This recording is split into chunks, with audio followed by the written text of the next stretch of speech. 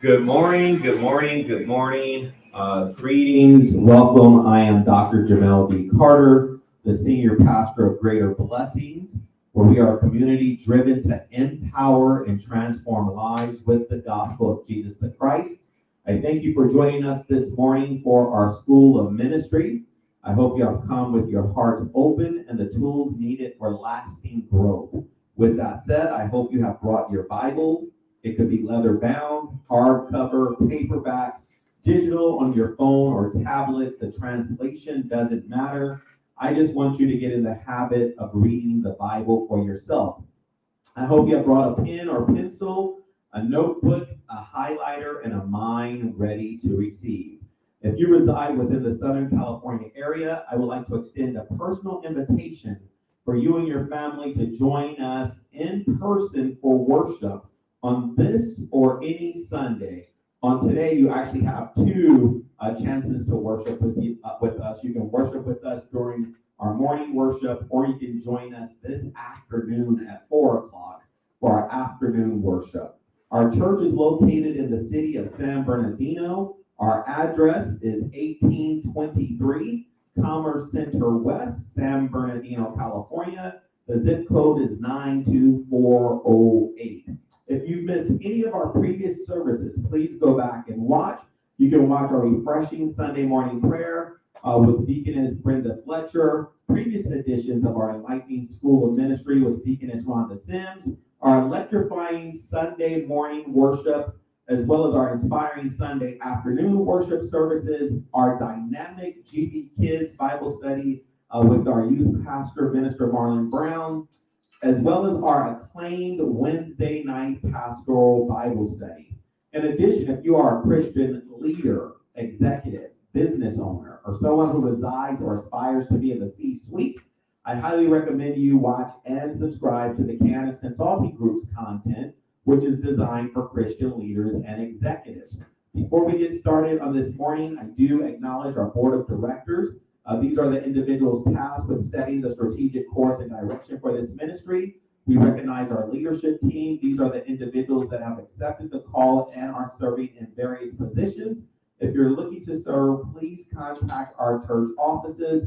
We also recognize those of you who are watching via Zoom, Facebook, YouTube, and GBEFI.com. Thank you for your continued support of this ministry through your prayers, your financial your prayers, your financial contributions, and the countless hours many of you have spent volunteering. You have played a role in the growth of this ministry. Our ministry will continue to expand our reach and impact many additional people because of a strong team of supporters like you. If you have been touched or impacted by this ministry, please consider donating, sowing, or investing in our ministry. There are three ways in which you can give. You can give in person during the worship service. You can give digitally through Cash App, Venmo, or Givelify, or you can mail your gifts to P.O. Box 13128, San Bernardino, California. The zip code is 92423. I invite you to like, follow, subscribe, comment, tag people into our study on this morning, and share. Take the challenge. Share this morning's study with no less than 7 people. Help someone else go from blessings to greater blessings. With that said, I am now going to introduce our speaker, our teacher, Deaconess Ronda Sims.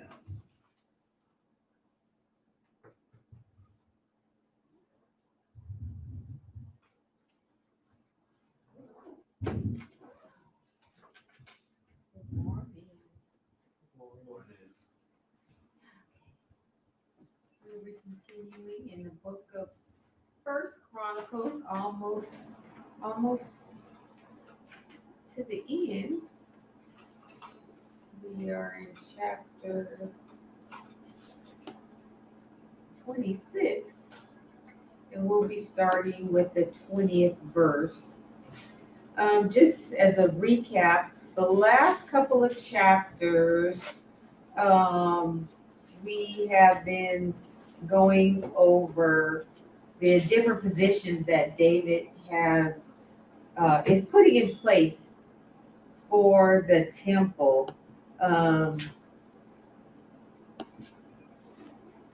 So the service of the musicians, the gatekeepers, all of their duties. And so it's sort of like, we can kind of look at it as our like government today. You know, you have your president, your vice president, and all your cabinet people, and people head of this department, people head of that department. So that's what's being put in place in to have everything ready when the temple is built. And so starting with verse 20, First Chronicles, chapter 26, verse 20, it says, the Levites, their relatives, had charge of the treasures of the house of God and of the treasures of the dedicated gifts. So the treasures were the spoils that had been taken in their warring days from the prophet Samuel, from the first King Saul, and from David. And monies or items that were given by the people, all of these things were stored up. And the Levites were to be in charge of this. In verse 21, the sons of Laden, the sons of Gershonites belonging to Laden, namely the Jehulites, were the heads of the fathers' households belonging to Laden the Gershonites. So the sons of Laden were the ones, part of the Levite tribe, were the ones who were going to be in charge of there were the officials in the treasury. In verse 22, the sons of Jehilah, Jatham, and Joel, his brother, had charge of the treasures of the house of the Lord. As for the Amorites, the Israelites, the Hebronites, and the Uzalites, Shebuel, the son of Gershom, the son of Moses, was officer over the treasures. His relatives by Eleazar were Rehabiah his son, Jeshiah his son, Joram his son, Zichri his son, and Shelomoth his son. This Shelomoth and his relatives had charge of all the treasures of the dedicated gifts which King David and the heads of the fathers' households, the commanders of thousands and hundreds, and the commanders of the army had dedicated. So these are the individuals who are in charge. And I would imagine David was like in around about his 40th reign as king. So everything that had been amassed. 40th reign or 40th year? 40th year, sorry. 40th year as king. And so you can imagine, all the wars that they did, all the people groups, all the spoils that they had taken. So I'm sure it was quite a lot. Probably worth, millions and millions of dollars, I would imagine. And these people were in charge of it. And so it was like a big responsibility. And finances are the biggest part of any organization, right? Because you need money in order to do whatever it is that you're doing, to pay your people, and, to keep an organization going. And if you don't have trustworthy people who will take on that responsibility, businesses fail, people do unethical things, for their own benefit. And so you need trustworthy people dedicated to this who not only are responsible, but have the best interest of the organization in mind. Because if they don't handle things right, it not only affects everyone involved, right? Because if you have people and you can't pay them, they lose their jobs, the organization goes down, and we've seen that. The the last several years, these big, Enron or these Ponzi schemes, and it seems like a lot of these people just kind of walk away unscathed, but those people who worked all their lives for their retirements and their investments, those are the ones who lose out, right? Because everything that they worked for and invested is no longer there. And I think to the point you're making, what we see here is that there is definitely structure, but we also see that there is more than one person in place. Like there's a team of people. And I think a lot of organizations fail, when you only have one person that's able to do a job. And so it can be, as we're seeing here with the handling of the funds, but when someone is out of place and there has not been an individual cross-trained on how to do that, you're really losing that institutional knowledge and or bandwidth that help the institution or organization or church, or even in the case of governmental agencies, get to where they're at. And what I also find interesting is that sometimes you will have it be years or months before a successor is named to some of these positions. And when they're stepping in from scratch because there was no downloading of where their particular job or place of employment was when the last ruler or leader left from that role. So I just love how the Bible shows the need for structure. And when you see David and Solomon early in his reign being successful, I think that was because they were people that had structure. And then we look at the early church, it was structure in place. Yeah, that's so true. And you're right. Organizations need structure. They need people, number one, who know what they're doing. And it is difficult for people to come in, especially if they're coming in from outside an organization, and not every place is run the same way. So you're bringing your knowledge from what you used to do into a situation that things may be done a totally different way, and that can cause upheaval too, because and sometimes what worked at one place may not necessarily work at another. I'm kind of seeing that firsthand.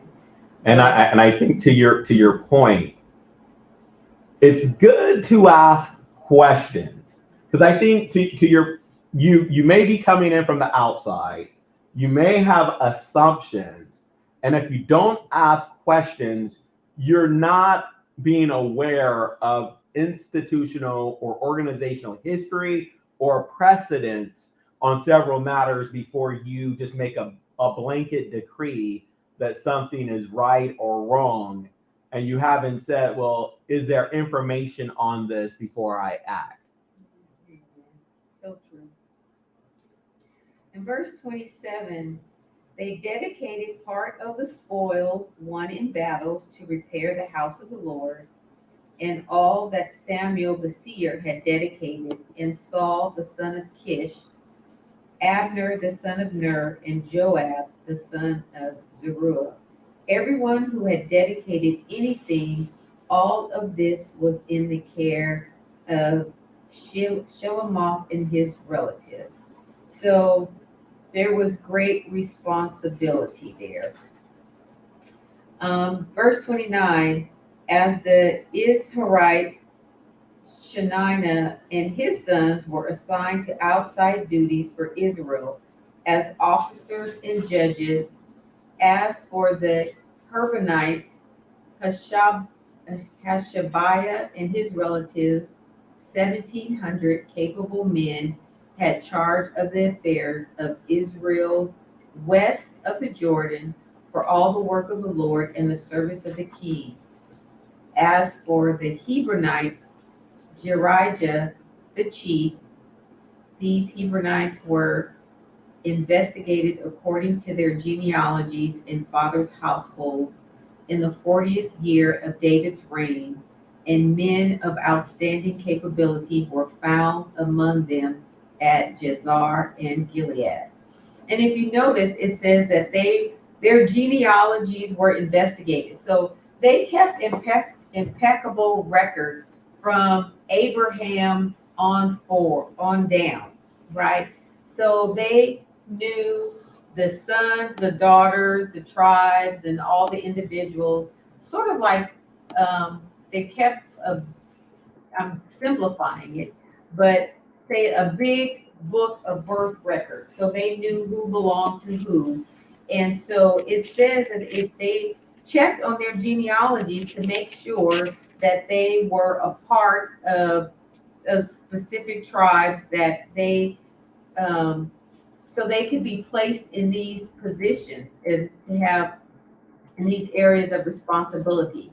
So it wasn't just, any Joe Blow from, anywhere.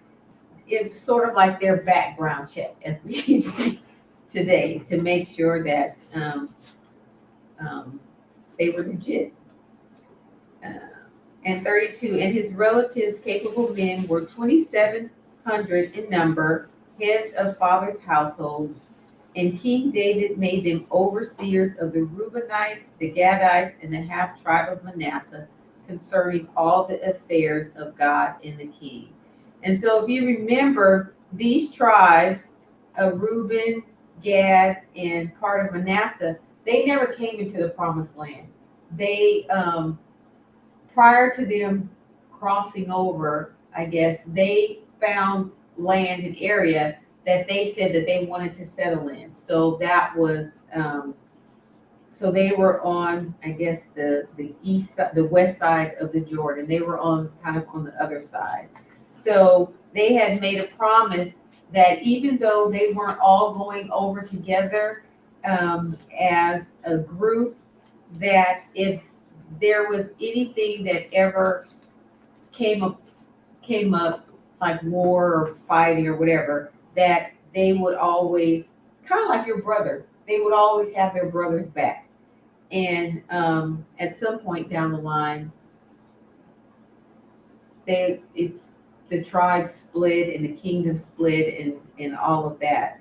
But initially, they all were basically one big family, and they had each other's support.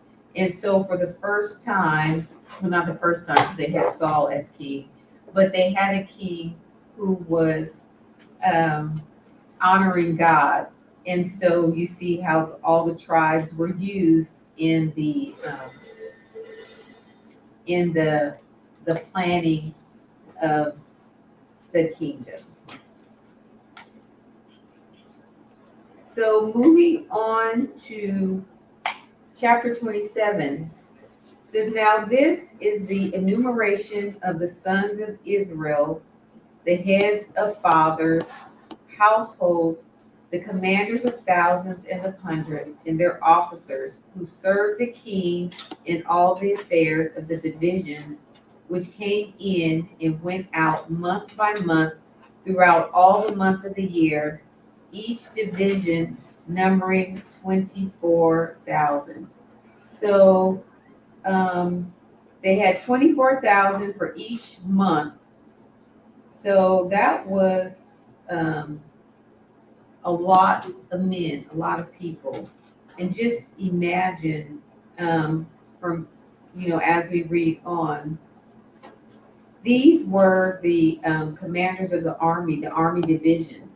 So there were so many people, and I would imagine the territory in the kingdom was so large that they would, this was basically their army, the protection, not just the kingdom, but of the Israel itself.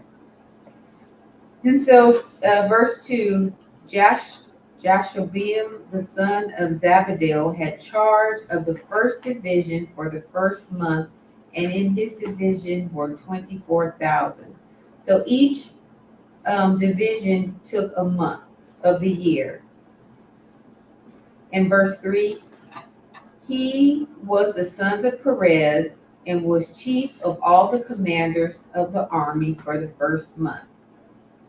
And Dodai the Ahite in his division had charge of the division of the second month. Mikloth being the chief officer, and his divisions were 24,000.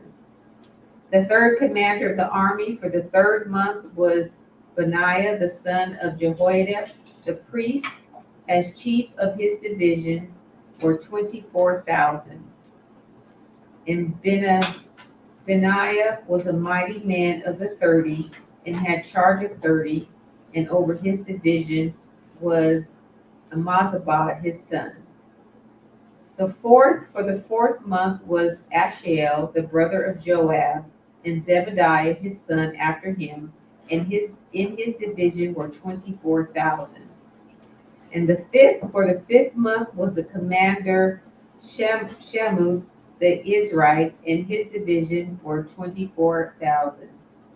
And the sixth for the sixth month was Ira the son of Ikesh the Techite, and in his division were 24,000. And the seventh of the seventh month was Helez the Pelonite, the sons of Ephraim, and in his division were 24,000. And the eighth for the eighth month was Sibbecai the Hushite of the Zerahites, and in his division were 24,000. The ninth for the ninth month was Abiezer the Anathite of the Benjamites, and in his division were 24,000. The 10th for the 10th month was Mahari the Netophite of the Zerahites, and in his division were 24,000.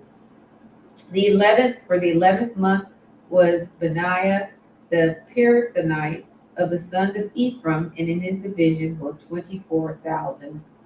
And the 12th for the 12th month was Heldai the Netophatite of Othniel, in his division were 24,000. So each month there was a different commander, and for each army were 24,000. So I don't know if that totals 24 times 12 is what? It's a lot of people. Yeah. A lot of, At least 240, I think. 288. Yeah. 24 times 12. There you go. so 288,000 men were part of the army divisions. So 16, now in charge of the tribes of Israel, chief officer for the Reubenites was Eleazar, the son of Zikri. For the Simeonites, Shephatiah, the son of Makkah. For Levi, Hashabiah, the son of Kemuel. For Aaron, Zadok. For Judah, Elihu, one of David's brothers. For Issachar, Omri, the son of Michael. For Zebulun, Ishmael, the son of Obadiah. For Naphtali, Jeremoth, the son of Azriel. For the sons of Ephraim, Hoshea, the son of Uzziah. For the half-tribe of Manasseh. And Joel, the son of Pedaiah, for the half-tribe of Manasseh in Gilead. And Edo, the son of Zechariah. For Benjamin, Jasiel, the son of Abner. For Dan, Azriel, the son of Jeroham. These were the princes of the tribes of Israel. So each tribe were represented by, they called them princes, but they were the chief officers of the tribe. So kind of like, you have your king, who was David, you have your 12 tribes, so like your governors over each tribe. 23, but David did not count those 20 years of age and under, because the Lord had said he would multiply Israel as the stars of heaven. Joab, the son of Jeruah, had begun to count them, but did not finish. And because of this, wrath came upon Israel, and the number was not included in the account of the Chronicles of King David. So that was when David had taken the census, had ordered Joab to take the census, and then he was judged for that. So, And I think just kind of back to that, he was judged because he was doing something essentially without seeking God for the permission to do it. right. So, And I think when we had talked about this before, because God did make that promise that, Mhm. he was going to make them a great nation. So David's reasoning for counting was more of a prideful thing to say, hey, I'm the ruler of all of these people. But they didn't really belong to him. The people belonged to God. God, had chose them to be his representatives of his people. So it was, God knew how many he had. He knows everything about us and who he has or whatnot. So that wasn't David's responsibility to do that. And I think anything that we do, when we say it's for God, we need to pray and check with him and make sure that God has given us a clear conscience on that, because even though we think we may be doing something, a good thing, it can cause more harm in the long run. So verse 25, now Asmaveth, I don't know, I'm jacking up these names, the son of Adiel, had charge of the king's storehouses, and Jonathan, the son of Uzzah, had charge of the storehouses in the country, in the cities, in the villages, and in the towers. Ezri, the son of Chelub, had charge of the agricultural workers and tilled the soil.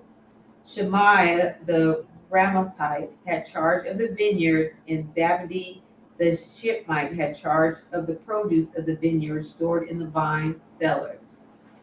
Baal-Hanan, the Gederite, had charge of the olive and sycamore trees in the Sheplah, and Joash had charge of the stores of oil. So as we can see, it's like every facet of their life was being organized, from the vineyards, not just the vineyards, but the produce from the vineyards, and then someone had charge of that. And it was like the community was just all working together for the good of really the kingdom. and I think to that, it goes into kind of what Paul was saying, how the body has, the church is like the body and has many members. We each have a spiritual gift. We each have natural gifts. So our role should not just be to come and sit down, hear the word, and leave. We should ask, how can I use what God has given me to further bless those who are part of my spiritual community? And I think when we really look at everyone had a role, everyone had a responsibility. There was really no great job, because each job was individually important to doing the work of God in the kingdom. Amen. And because it's even recorded, that just tells you that it wasn't just, it's not random. Yeah, every job was important. Verse 29, Shetari, the Sharonite, had charge of the cattle and were grazing in Sharon, and Shaphat, the son of Abdulai, had charge of the cattle in the valleys. Obil, the Ishmaelite, had charge of the camels, and Jeediah, the Moronathite, had charge of the donkeys. Jaziz, the Hagrite, had charge of the flocks. All these were overseers of the property which belonged to King David. The counselors also, Jonathan, David's uncle, was a counselor, a man of outstanding and a scribe, and Jehiel, the son of Hechmoni, tutored the king's sons. Ahithophel was counselor to the king, and Hushai the Archite was the king's friend. Jehoiada, the son of Benaniah, and Abiathar succeeded Ahithophel, and Joab was the commander of the king's army. So these are all everything was outlined. David set everything in place. So when his successor came in, who was his son, it was already there, already organized, from the temple to the workers, to the army, to the musicians. Everything was already laid in place. So moving on to chapter 28, it says, Now David assembled at Jerusalem all the officials of Israel, the princes of the tribes, and the commanders of the divisions that served the king, and the commanders of thousands, and the commanders of hundreds, and the overseers of all the property and livestock belonging to the king and his sons, with the officials and the mighty men, even all the valiant men. So this is their assembly. They are all come together, and David is going to address them. So it's like they having their convention, their democratic convention up there. The kingdom is coming together. Then King David rose to his feet and said, Listen to me, my brethren and my people. I had intended to build a permanent home for the ark of the covenant of the Lord and for the footstool of our God. So I had made preparations to build it. But God said to me, You shall not build a house for my name, because you are a man of war and have shed blood. So now David is addressing all of the leaders, and this is basically his last address to the people. And so he's telling them his vision and what God has told him. So yet the Lord of the God of Israel chose me from all the house of my father to be king over Israel forever. And what he's saying forever, we're not going to live forever. David's not going to live forever. But God had promised him that that someone from his household would always reign. And it's true today, because Jesus comes from the line of David. He is our king. And so God kept that promise to David. For he has chosen Judah to be leader, and in the house of Judah, my father's house, and among the sons of my father, he took pleasure in me to make me king over all of Israel.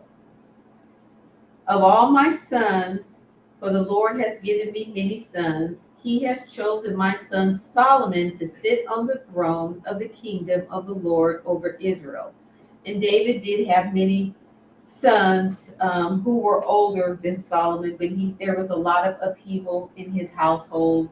One son killed another. One son tried to take over the kingdom. But God chose Solomon to be the next king of Israel. Yeah, it was just like Dynasty, what was that? Dallas, Greenleaf, all those like nighttime soaps was going on with this family. Drama, yes.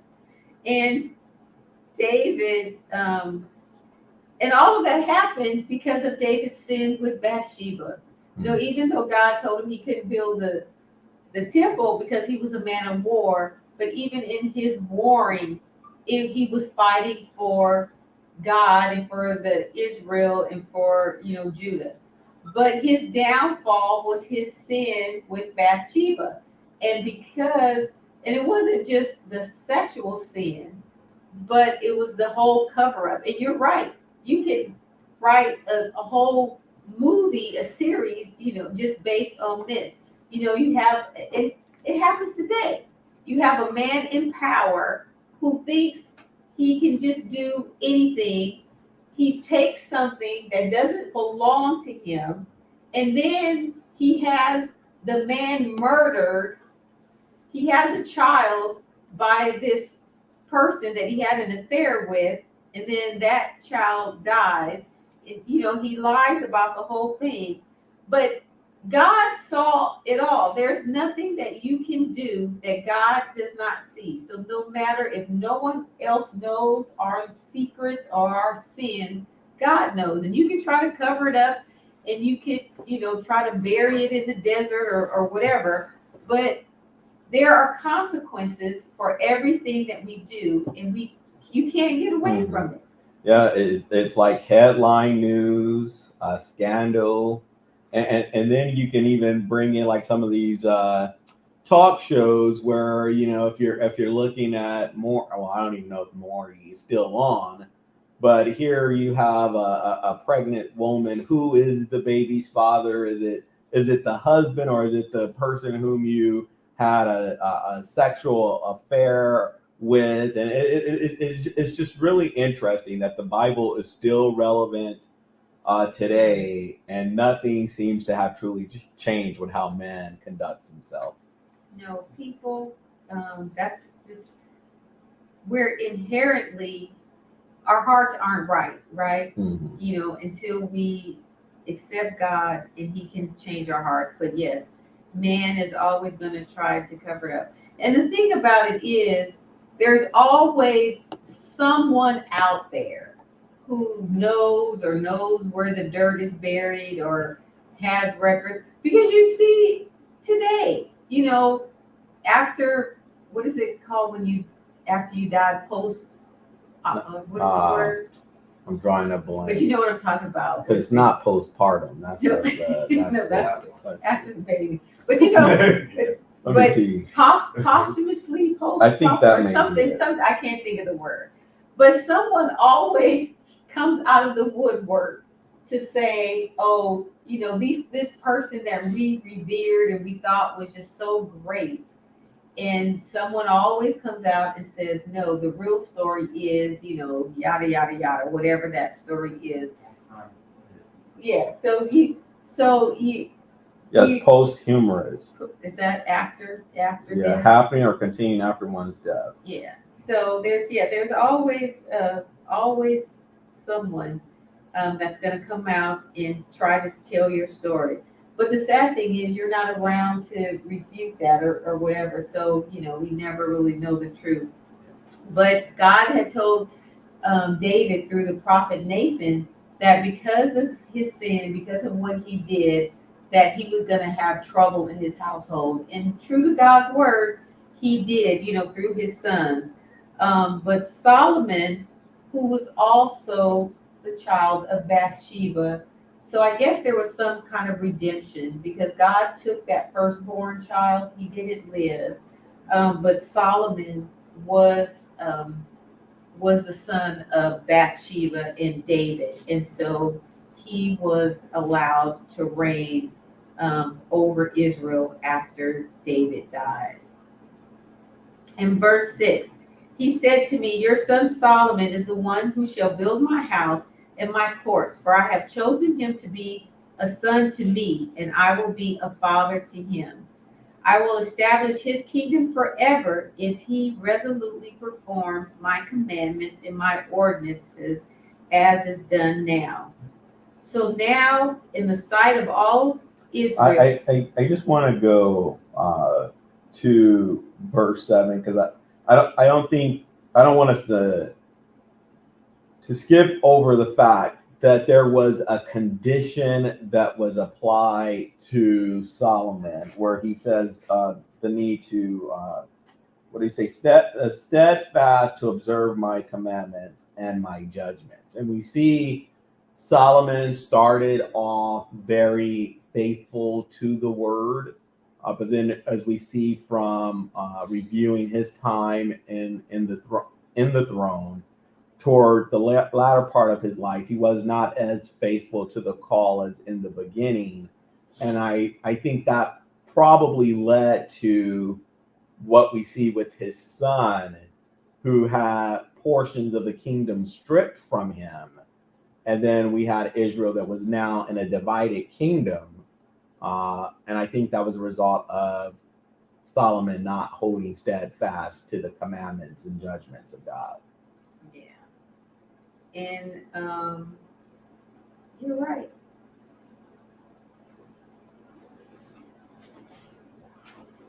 I don't have anything else to say. Yeah. I was trying to think of something. But yes, you're right. Again, consequences, right? Mm-hmm. So God had promised, there was no condition on the promise that he gave to David. Yeah. And he said that there would be someone in his line. But he did give Solomon conditions. And then even with the subsequent kings, even when the kingdom was split and he gave it to Solomon's son was Jeroboam or Rehoboam. I think Rehoboam was Solomon's son. Jeroboam Jeroboam was was the king guy who over became. over Israel. Yeah. Okay. So even when God had told Jeroboam that he was going to make him king, he told him beforehand, but he also gave him conditions. Instructions. Yes, that if you basically, keep my commandments. But he led them into idolatry and the worshiping of idols because he feared if he had them go to the house of worship or where they had grown accustomed to worshiping, that they would turn their heart away from him. And it's just really interesting to see how it appears that lack of, I guess, confidence in God and what he has done or said to be fulfilled tends to lead people down a very long, windy road to destroying themselves. Well, if we go back a couple of books when Samuel was the priest, and when the people wanted a king, and when they initially chose Saul, and Samuel was very upset about it. Remember, because he thought it was against him. Well, not necessarily against him. He knew it was against God, or they didn't take his wife's counsel. But the Lord comforted Samuel to say that the rejection wasn't him. It wasn't of Samuel. They were rejecting him. They wanted to be like everyone else. So our true king is the Lord himself, right? Mm-hmm. The person in that position is really just a placeholder, a person that we can see, feel, and touch, right? Mm-hmm. But God wanted to be their king. He set Israel apart. When he chose Abraham, he pulled him out of his surroundings amongst his people. And he said, I'm going to make you a great nation, right? Mm-hmm. And so Abraham walked with God, and God fulfilled his promises. So the worship was supposed to be from man to God, right? There wasn't supposed to be someone else to rule over. And when he told Samuel, and Samuel related to the people, he told them that God is your king, or should be your king. Our worship should be to him. But if this is what you choose to do, this is what a king is going to do. He's going to lead your family into war. He's going to take your land. You're going to have to work for him. And we see, even though God was structured, or David was structured in how he's set up, but the people were working for the king. They weren't their worship other than what was set up in the temple and the musicians and the priests. They were supposed to perform the sacrifices, but everything else was to promote the kingdom, to take care of the kingdom. And so wasn't God's original plan.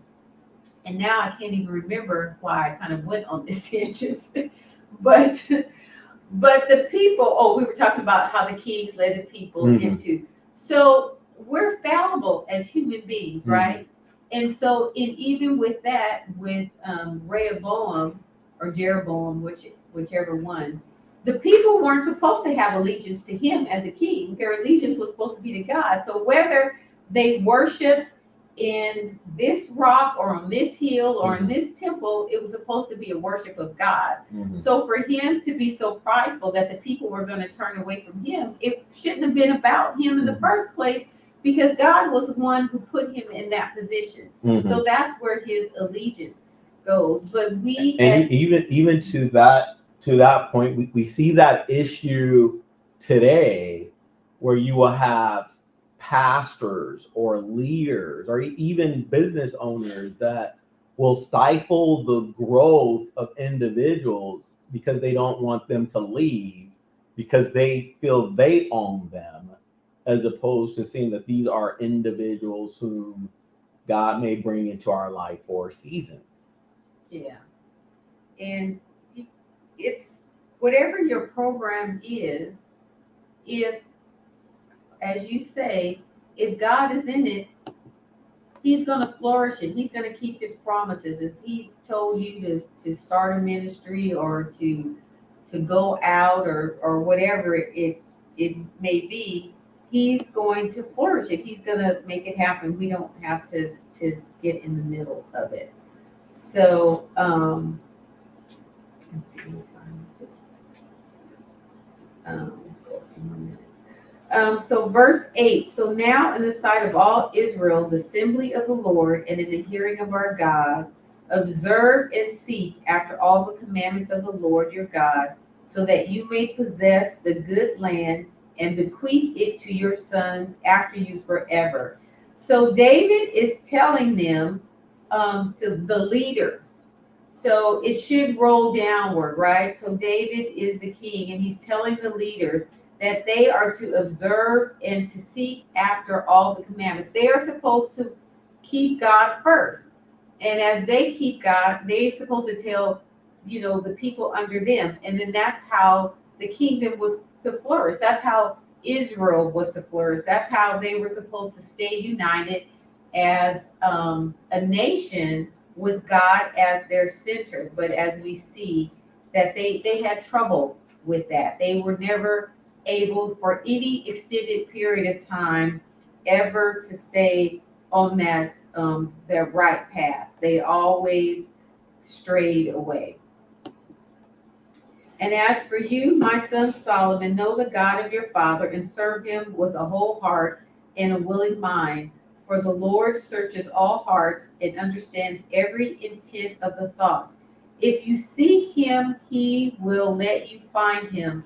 But if you forsake him, he will reject you forever. And that statement is as true as when David said it as it is today. If we seek God with all our hearts and our mind, then he will be there. He will lead us and guide us and help us. But if we reject him, he will reject us. And even if in his rejection is not permanent, because if you turn and repent and seek out after him, he still will be there. He's not going to leave you. I mean, he will reject you in your state, and God's not going to just make us do the right thing. If we turn away from him, he's basically going to turn away from us, but he always makes a way to get back to him. And on that point, I think we'll stop there. So we'll pick it up in verse 10. Great lesson, great lesson, great lesson.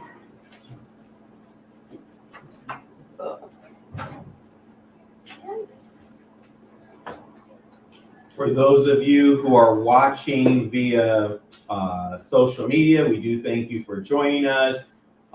Feel free to give. All of that information is found in the description. Once again, we invite you to join us in person for worship. It begins at 10:30 this morning. If you're unable to make our morning worship, we do have an afternoon service. Take care. God bless you.